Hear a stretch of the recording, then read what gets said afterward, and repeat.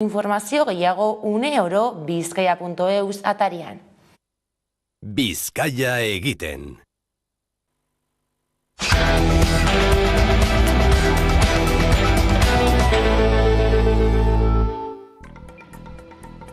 Gabon zeneik onartu du zeinbait independentista espiatu zituela.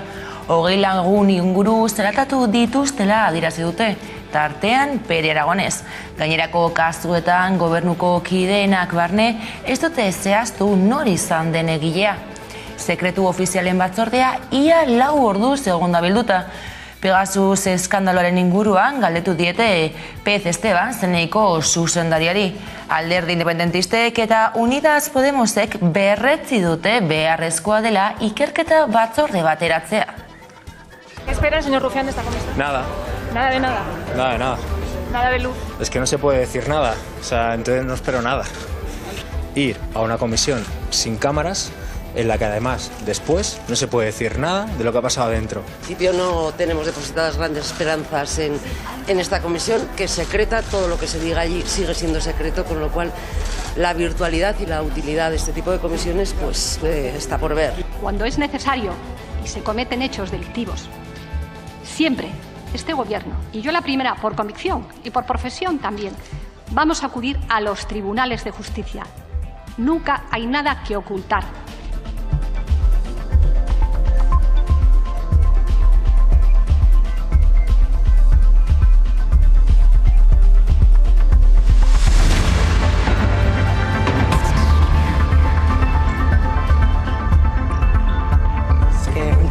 Ez konfidantzaik gobernuan, ez demokrazian, ez ebez.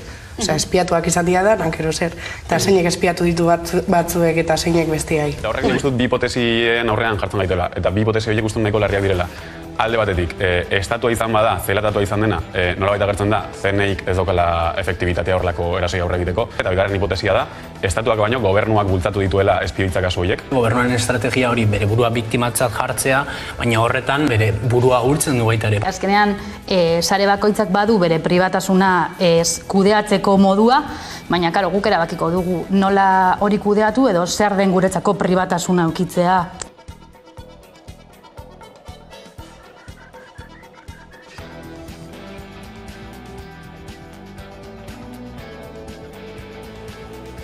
Ipar Irlandan, asamblearako bozak dituzte gaur, Sinn Féinek dena du aldeko estreinakoz lehen ministro kargua eskuratzeko. Unionistak deseroso daude eta dupek ez du ziurtatu gobernuan sartuko den errepublikanoek irabaziz gero. Ipar Irlanda duela 100 urte sortu zuten protestanteentzako lurralde protestante eta britaniar bat izateko, baina aldaketa bat gertatu da bidean, eta unionistak jada ez dira gehiengo beretzat dituzten lurretan. Are mende batean lehenengoz Irlanda iparraldeak Irlaren batasuna nahi duen lehen ministro bat izan lezake, Michel O'Neill errepublikanoa. Artean etxe kaleratzea gertatu da. Arteako emakume baten eta bere seme-alaben etxe kaleratzea izan da. Indarkeri matxistaren eraginpean egondako familia dela gaineratu du kaleratzerik ez mugimenduak. Hainbat auzokide elkartu dira ama eta seme-alaba hauen kaleratzea ekidin nahian.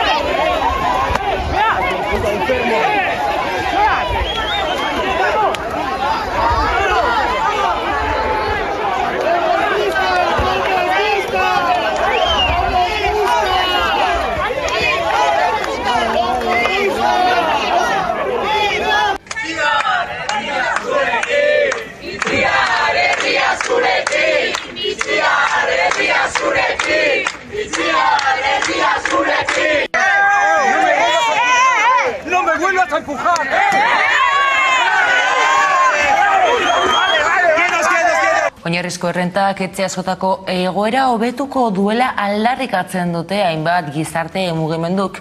Gasteizko legebiltzarrean ordea ez du aurrera egin proposamenak. Angel Elias oinarrizko errenta ekimenaren izenean izan da gurean eta Laura Mintegi atzeuko irakasleak gainera premiazko beharra defendatu du gurean gaur magazinean. Bozketa amaituta, 26 boto alde, 47 kontra, beraz ez da aintzat hartu herri ekimena. Aukera erabakigarria dugu Euskal Autonomia erkidegoaren lege garapenerako. Administrazio publikoek ordainduko leuketen diru sarrera proposatzen du. Baldintzarik gabe eta banaka. Gure erkidegoan bizi diren pertsona guztientzat. Legebiltzar honek eztabaida eta erabaki funtsezkoak hartzeko aukera du esku artean etorkizunerako. Administrazio publikoek, herritar guztiek bizitza duina izateko behar dituzten baliabiekin kontatzeko duten eskubidea bermatzea. Oinarrizko errenta exigitzen du zerga beste moduan egitea, non gure gizartean gehien dituztenek gehiago ordaindu behar dutela. Gaurko eztabaida orain arte legegintzaldi honetan eman den eztabaida interesgarri eta garrantzitsuenetariko bat dela esatera ausartuko naiz. Herri ekimen legegile bat eta 22.000 pertsonek baino gehiagok babestu duten proposamen bat eztabaidatzea dagokigu. 1983tik Kongresuan aurkeztu diren ILP guztiak atzera bota dira. Denak. Frakingarena eta beste hainbat atzera bota dira.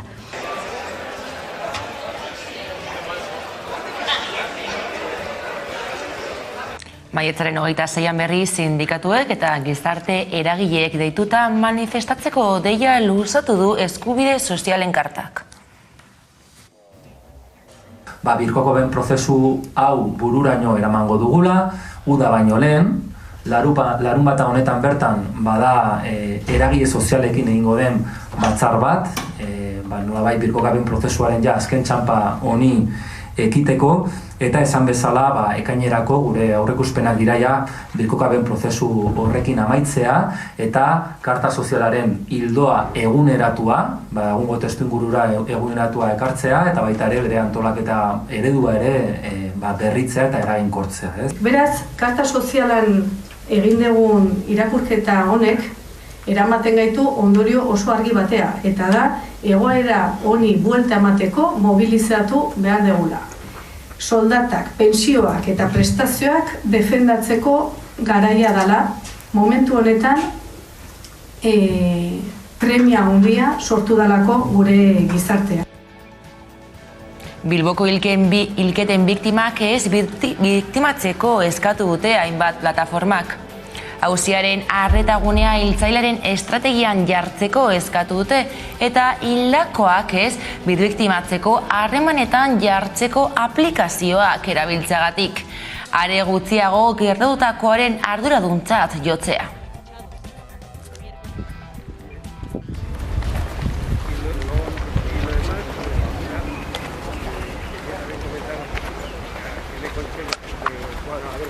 Jende oso eskatuta dago. Zelan da posible gaur egun dana digitalizatuta egonda, IP bat ez lortzea eta nondik nora joan dan informazioa eta nondik nora sartzea. Politikariak izango balira, pan, sortzi agertzen badira, hildak, gizarte urtengo litzateke, hemen zeu gertatzen ari da. Baina, maritxuak dira. Orduan, igartzen da zera gure islada, gizartearen islada.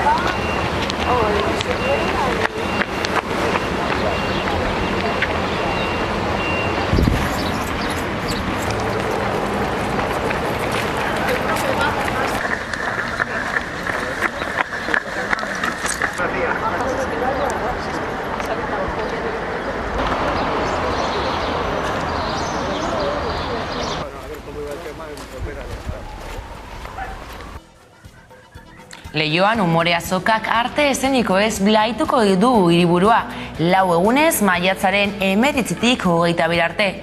Kale artisten jaialdiak gainera aurten egitarau zabala izango du.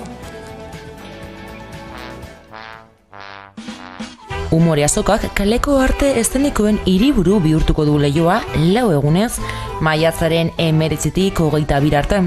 Azoka erreferente bada. Eta erreferente bada urterik urte programazio egoki, vanguardista, arriskugarria batzutan. Leioako udaleko kulturarloak antolatzen du kale artisten azoka, Eusko Jaurlaritzaren eta Bizkaiko Foru Aldundiaren babesarekin. Gure konpromisua azokarekin berrestera gatoz. Beti egun gara azokagaz, uste dugulako benetako eta kalitatezko produktu badala. Importantea dalako umore azoka antzerkiaren, musikaren, arte bizien eta zuzeneko arteen esparruan. Eta oso importanteak diralako arte horiek, arte biziak, zuzeneko arteak gure kulturan eta gure kontestu kulturalean. Eta ere importanteagoa da orain. Azokaren 10. edizionek bere zedeekin irmo jarraitzen du. Izan ere kaleko arteen garapen industriala sustatu nahi du. Hori dela eta 40 konpainietatik ia erdia Euskal Herrikoak dira. Eskaintza zabala izango du aurten umore azokak, dantza, musika, zirkua, antzerkia eta akrobasiak uztartuko ditu kale artisten azokak. Euskal Herriko konpainia nagusienek euren ikuskizunak aurkeztu ahal izateko gunea eskaintzen du umore azokak. Kultura eta sorkuntza lanbide bat ere badala, ofizio bat badala, eta horrek kalte handia sufritu du, olengo egoera hontan, eta beraz, bereziki garrantzitsua da umore azokak daukan bigarren hitz hori azoka. Badirudi, eta nahi beti gustatu izan zait izen hori umore azoka, ematen duelako umorea dagoela alde batetik, eta gero azoka bezalako gauza serio bat.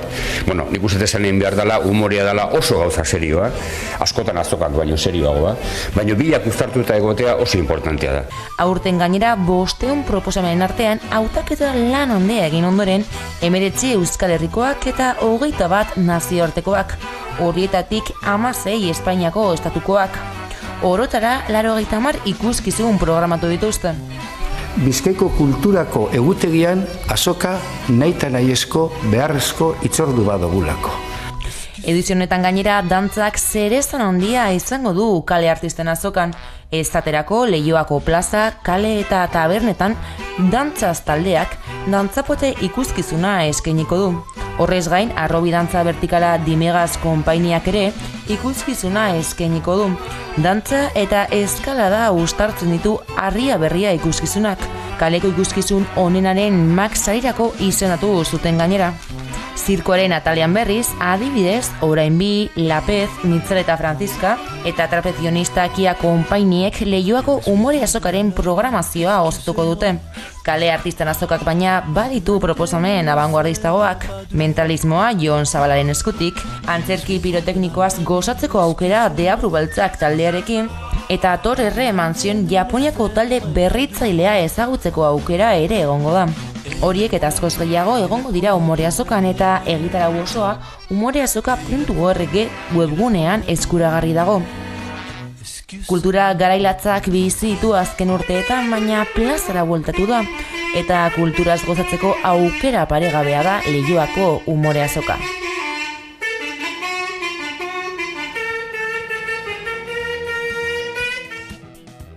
Bukatzeko musika zuzenean saioan gaur Frikun taldea. Ezerezko diskoaren aurrerapenarekin utziko zaituztegu. Badakizue, une oro aurkituko gaituzuela zuzenean ala nahieran 11.eus atarian. Ondo izan eta gabon!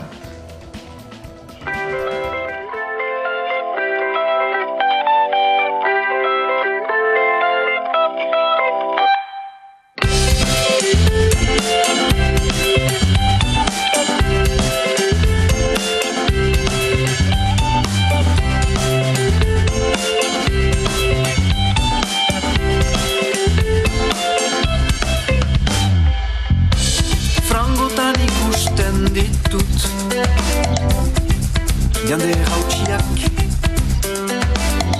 haien egalak dituzte galdu haien amets guziak jokoz kanpo sentitzen dira demuraren esklaboak irakaspena saltzen da asolaik ez edu